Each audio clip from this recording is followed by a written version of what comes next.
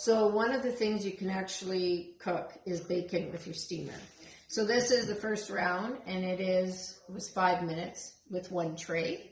And I'll explain to you what's happening. So I always say, precautionary purposes, put your steamer on a plate that's microwavable, and that's how I carry my steamer from my microwave to my counter, because my microwave is actually in my pantry.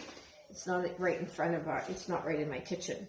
So there is going to be a lot of steam that builds out. So a couple of tips for you. When I actually have an extra tray.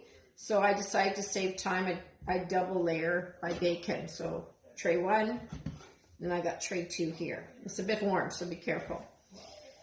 Here's all the fat that just drained out in the bottom. It's not all over my stovetop. And it's not all over my microwave because my lid was on. So I cooked this with the lid on for 3 minutes. I went in and I checked where it was at.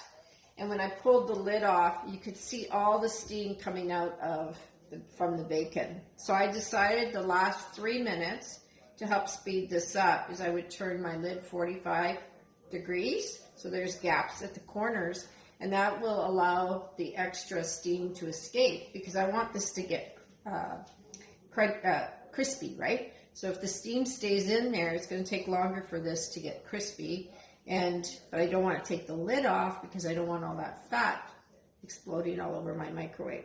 So that's a tip for you. Start with 3 minutes closed, do another 3 minutes with your lid at 45, and every microwave is slightly different, okay?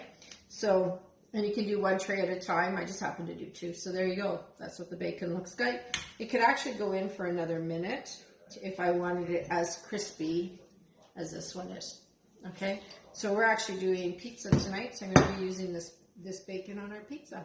So thanks for watching. I hope that encourages you. Just one other way of using your Epicure steamers. Take care. Bye.